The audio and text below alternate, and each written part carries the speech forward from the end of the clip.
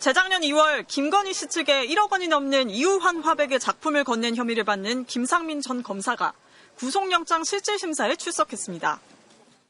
구속영장 청구서의 범죄 사실은 그동안 특검과 언론에서 끊임없이 확대 재생산되어 왔으나 사실과 다릅니다. 김건희 씨 오빠 김진우 씨의 장모집에서 발견된 문제의 이우환 화백 작품. 김 전 검사는 김진우 씨의 부탁으로 그림을 대신 구매해다 줬을 뿐이라는 주장을 고수해왔습니다. 뇌물이나 청탁금지법 위반이 아니라는 주장입니다.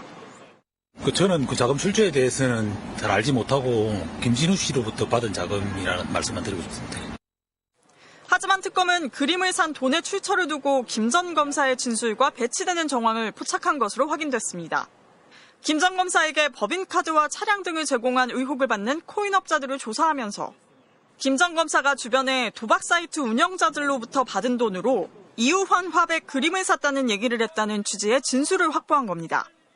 현직 검사 시절 검은 돈을 받아 그림을 산 새로운 의혹이 드러난 건데 김 전 검사로부터 이 이야기를 직접 들은 것으로 지목된 당사자도 최근 불러 조사했습니다. 특검은 영장실질심사에서 이 고가의 그림이 공천과 인사청탁을 위해 김건희 씨에게 한 선물일 가능성이 높은 점을 들며 구속 필요성을 강조한 것으로 알려졌습니다. 정치브로커 명태균 씨는 지난해 총선에서 김 전 검사 공천을 위해 김건희 씨가 영향력을 행사했다고 주장한 바 있습니다. 김 전 검사는 공천 심사 과정에선 탈락했지만 넉 달 뒤 국정원 법률특보에 임명됐습니다. 김 전 검사의 구속 여부는 이르면 오늘 밤 결정될 전망입니다. MBC 뉴스 이일입니다. 앞서 보셨듯 특검이 확보한 진술은 김상민 전 검사의 기존 해명과 정면으로 배치됩니다. 그리고 만약 김 전 검사의 해명이 사실이라 해도 현직 검사가 아니라 김건희 씨 일가의 집사처럼 움직였다는 또 다른 부적절한 논란을 낳는데요. 이준범 기자가 짚어봤습니다. 김상민 전 부장검사의 해명을 그대로 믿는다고 해도 최소한 현직 검사가 1억 원 넘는 그림을 사달라는 영부인 가족의 심부름을 했다는 부적절한 의혹이 남습니다. 제가 소유했던 그림이 아니고 김진우 씨의 요청으로 제가 그림을 중개했을 뿐입니다. 김 전 부장검사와 윤석열 전 대통령 부부의 수상한 유착 의혹이 드러나게 된 계기는 김건희 씨의 총선 공천 개입에 대한 폭로였습니다. 김건희 여사가 저한테도 김상민을 이제 밀어라 이렇게 연락이 오고요. 그래서 김상민은 또 그 캠프 안에서 김건희 여사가 출판 기념회에 올 것이다. 두 사람의 친분은 김 씨의 통화 기록에서도 고스란히 드러납니다. 지난 2023년 9월 3일엔 김 씨가 먼저 김상민 전 부장검사에게 전화를 걸어 4분 1초 통화했고 이틀 뒤인 5일엔 김 전 부장검사가 전화해 2분 43초 동안 대화한 사실이 확인됐습니다. 예비 후보로 등록했지만 공천을 받지는 못한 김 전 부장검사는 총선 이후 국정원장 법률특보에 임명됐습니다. 여기에 대한 김 전 부장검사의 해명은 검사 시절엔 윤 전 대통령에게 검찰 동향을 수시로 보고해 신임을 얻게 됐기 때문이라는 것이었습니다.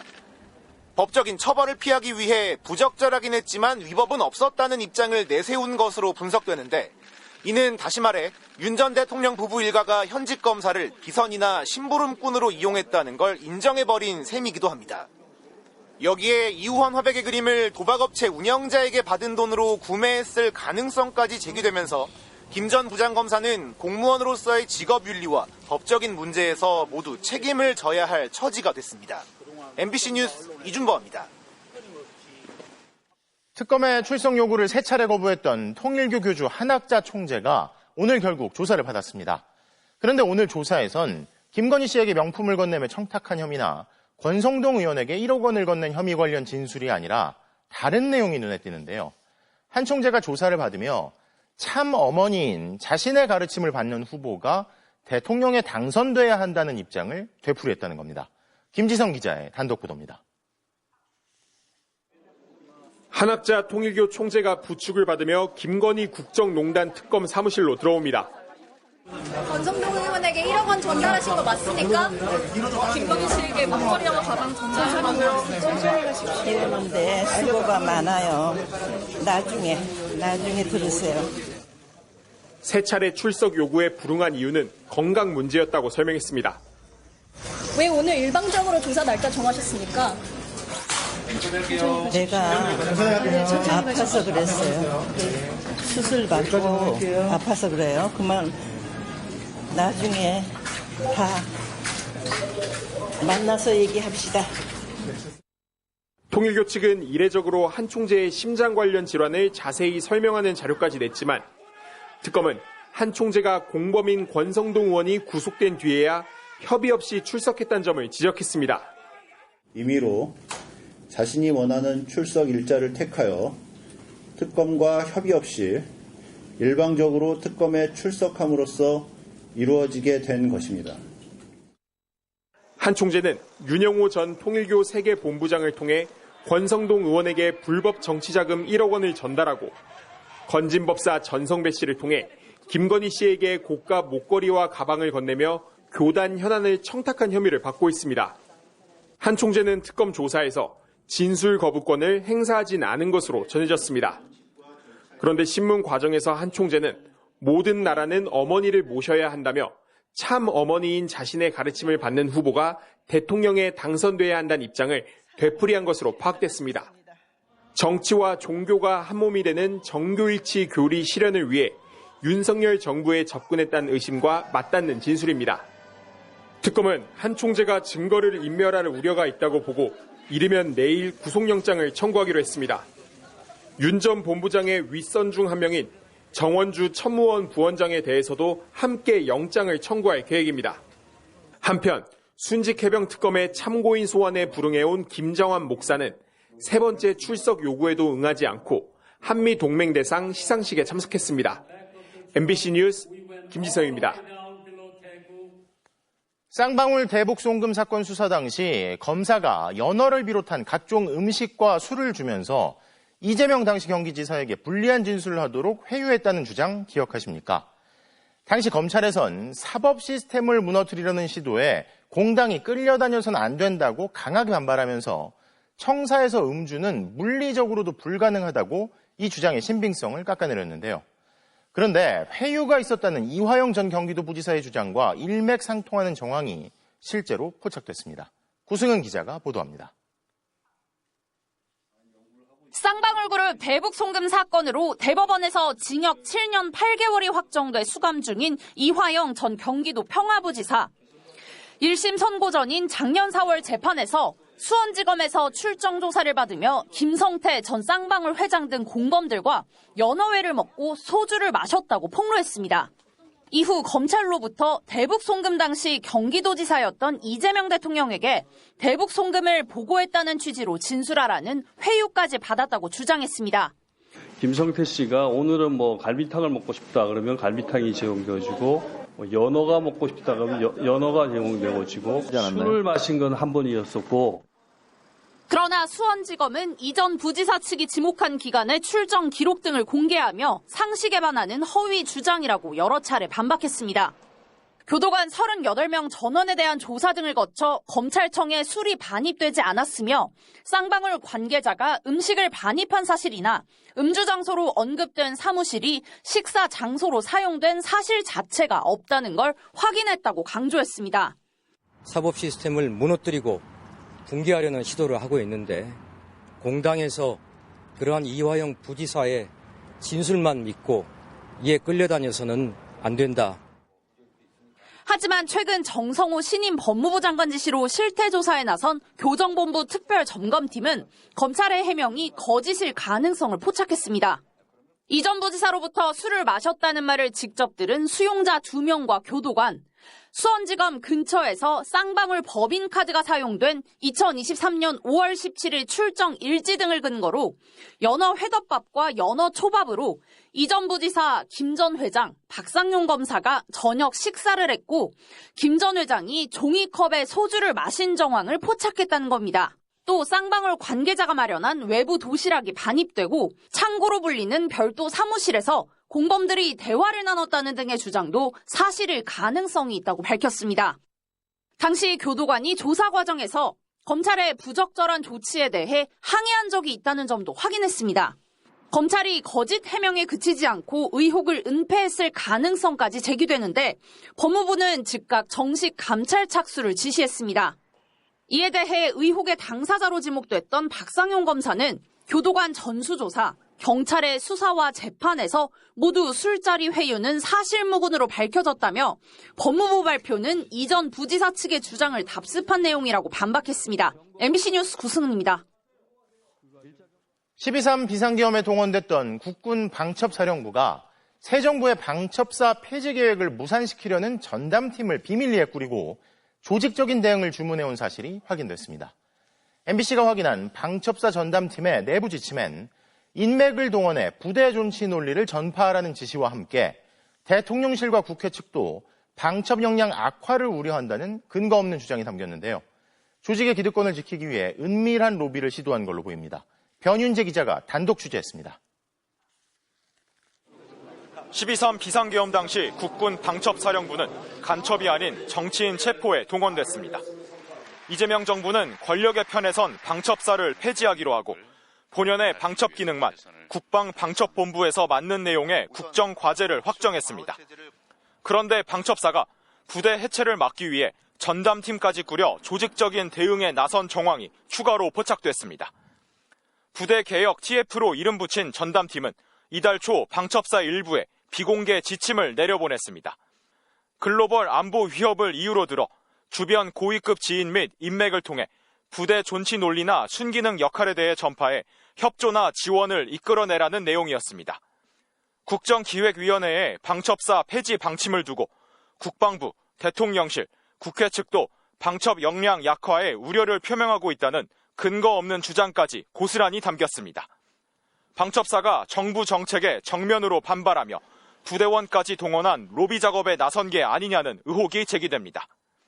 부대원들의 동요를 의식한 듯 계엄과 정보기관의 절대적인 관련성은 없다며 비상계엄 출동 당시 어떻게 정의롭게 소극적으로 행동했는지 소명 자료를 받고 있다는 내용도 포함됐습니다.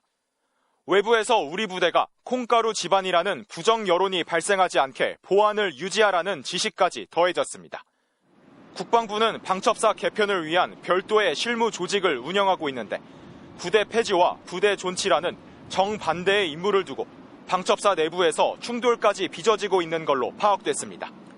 하지만 방첩사 TF에 누가 참여하고 있는지, 어떤 활동을 하고 있는지는 여전히 알려지지 않고 있습니다.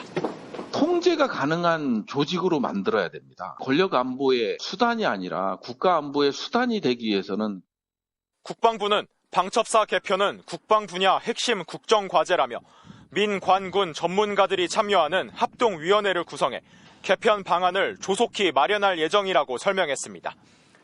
다만 방첩사의 부대 존치를 위한 TF에 대해선 국방부는 특별한 입장이 없다고 밝혔습니다. MBC 뉴스 변은재입니다. 통일교 측으로부터 거액의 불법 정치자금을 수수한 혐의를 받는 친윤석열계의 핵심 권성동 국민의힘 의원이 구속됐습니다.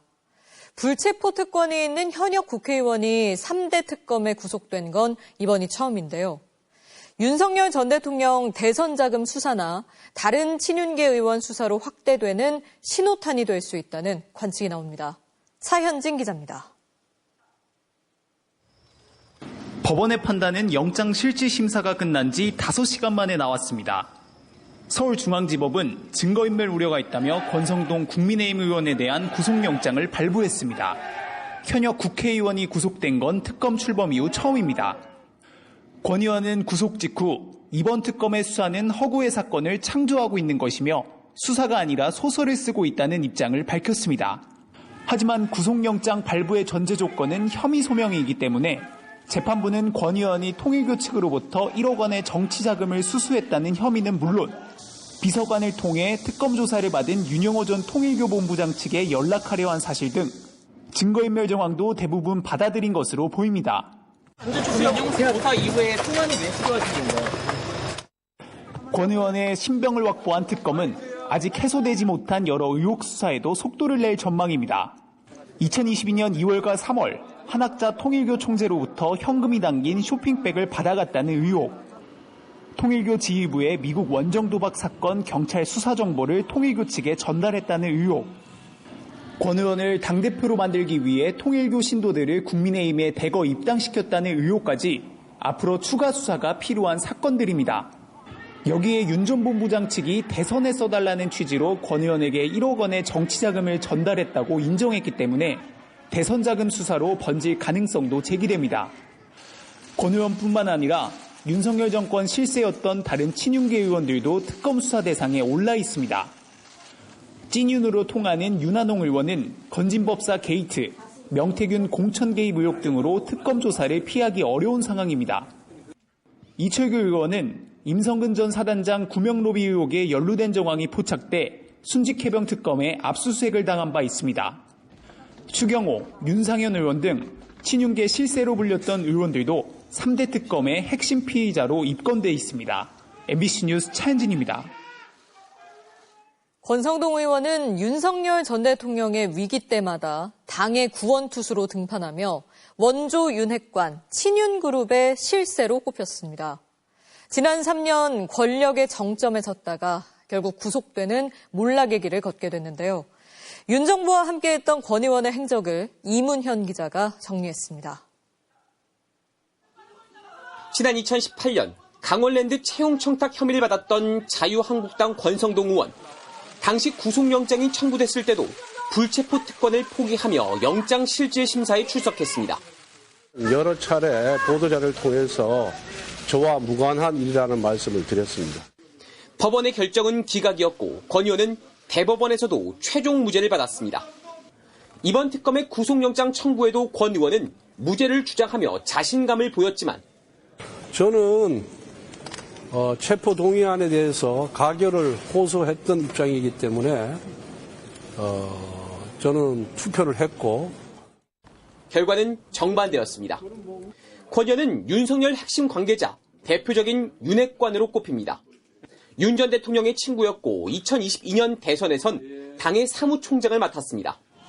윤 전 대통령 당선 후엔 집권 여당의 원내대표 자리까지 꿰차며 초기 윤석열 정부의 뒷배가 됐고 제가 윤핵관 중에 윤핵관입니다.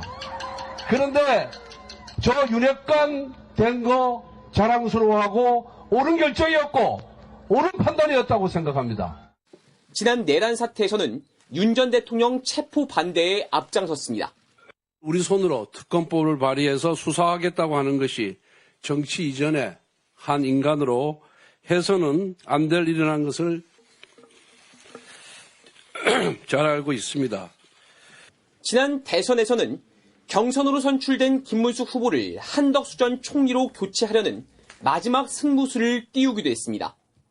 그 알량한 대통령 후보 자리를 지키기 위해서 정말 한심한 모습이었습니다. 하지만 모든 시도는 실패로 끝났습니다.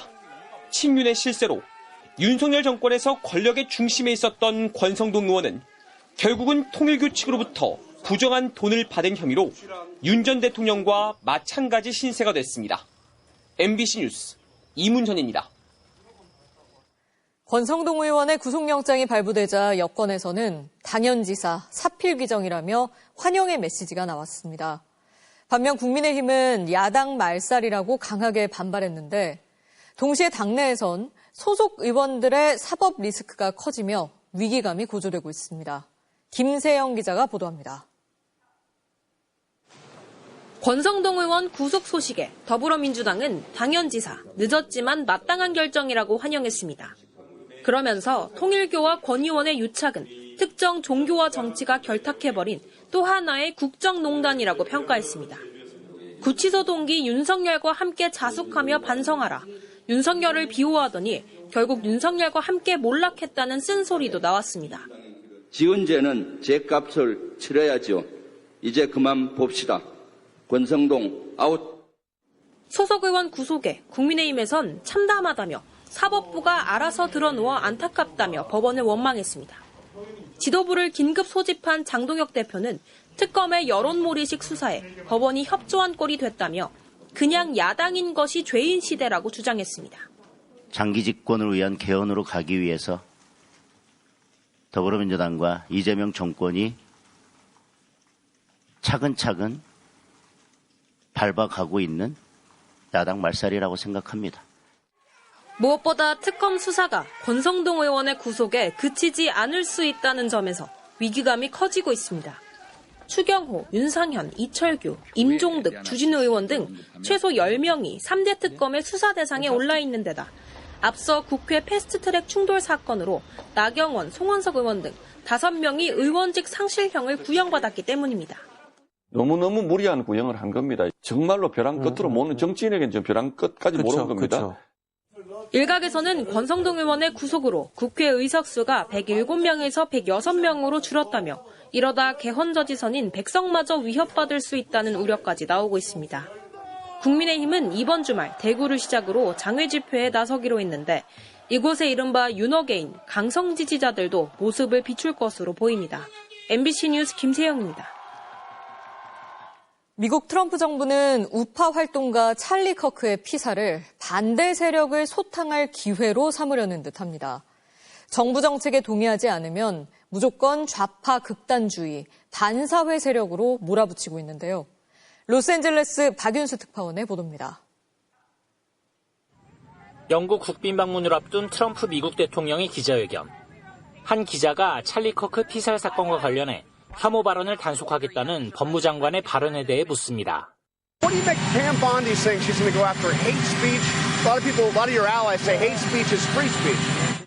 그러자 트럼프 대통령이 기자를 겨냥해 협박성 발언으로 날을 세웁니다. She'll probably go after people like you because you treat me so unfairly. It's hate. You have a lot of hate in your heart. Maybe they'll come after ABC. 그러면서 문제의 근원은 급진좌파라고 단정짓습니다. The radical left has done tremendous damage to the country, but we're fixing it. 커크의 죽음 이후 미국 정부는 대통령부터 참모들까지 반국가 세력을 겨냥해 총공세를 퍼붓고 있습니다. 부통령은 좌파 극단주의는 커크 암살의 주요한 요인이라며 폭력을 부추기는 단체를 반드시 추적할 것이라고 응징을 선언했고 국무장관은 커크의 죽음에 환호하는 외국인들을 추방할 것이라며 이민자 단속까지 들먹였습니다. 나아가 좌파 블랙리스트를 작성해 테러로 낙인 찍을 계획까지 추진 중입니다. 뉴욕타임스는 트럼프 내각이 보수주의자에 대한 폭력에 연루된 좌익단체 목록을 작성 중이며 이런 활동을 국내 테러로 분류하는 것이 목표라고 보도했습니다. 하지만 커크 암살 뒤에 배후가 있는지 좌파 테러 단체가 실제로 있긴 한 건지는 전혀 밝히지 않고 있습니다. 이 때문에 테러 단체 색출은 명분일 뿐 결국 반대 진영에 대한 탄압이 목표라는 비판이 거셉니다. To exploit the murder of Charlie Kirk and use it as an excuse to destroy his political opposition. 트럼프 대통령은 이번 주말 커크의 추모식에 참석할 예정입니다. 이 자리에서 또 한 번 진보 진영을 비난하며 지지층 결집에 나설 것으로 보입니다. 로스앤젤레스에서 MBC 뉴스 박윤수입니다.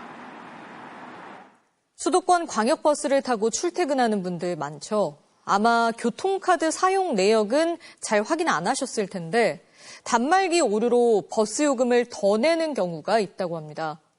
실제 있지도 않은 이른바 유령 정류장에서 버스를 갈아탄 것처럼 잘못 처리되고 있다는데요.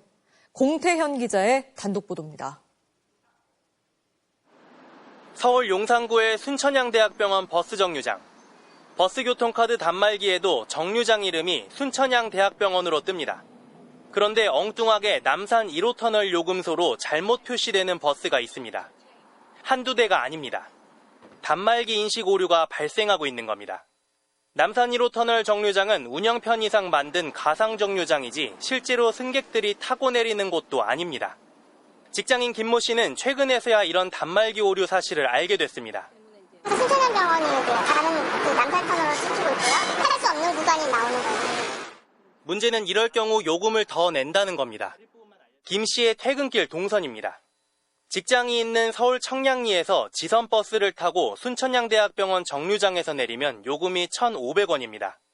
여기서 광역버스로 환승해 경기도 용인집에 가면 요금이 1,600원 더 붙습니다.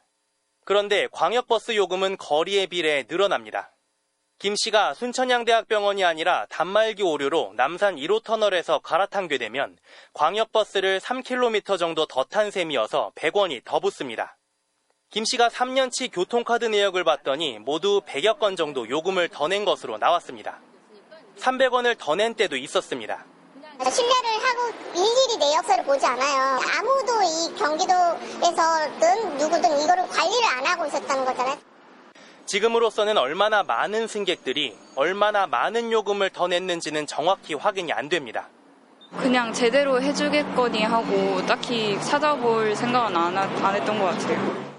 올해 상반기 순천향대학병원 정류장을 이용한 광역버스 환승객은 하루 6,800여 명.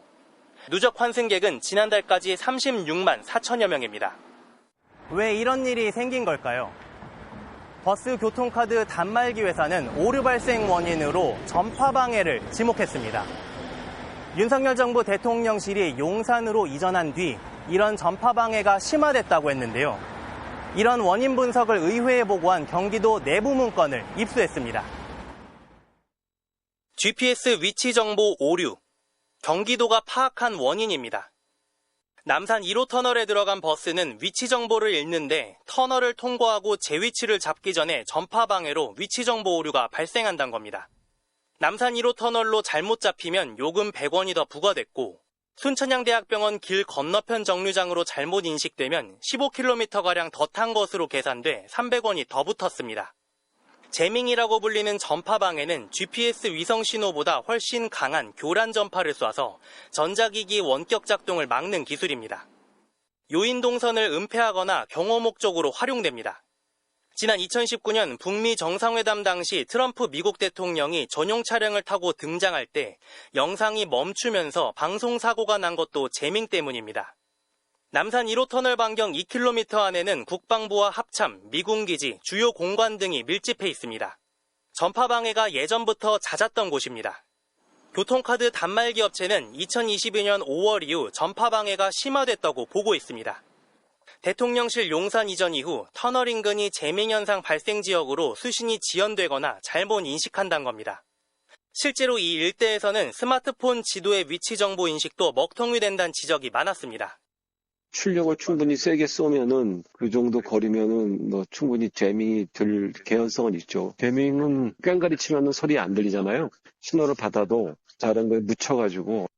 남산 1호 터널을 지나 경기도로 가는 버스 노선은 모두 28개.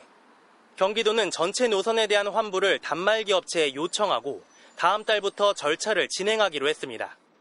피해 내용을 철저히 조사해서 모두 환불 조치해야 한다고 생각합니다. 연말까지 소프트웨어를 보강하겠다는 게 업체 계획이지만 그때까지 잘못 붙는 버스 요금을 막을 대책은 지금으로서는 없습니다. MBC 뉴스 공태현입니다.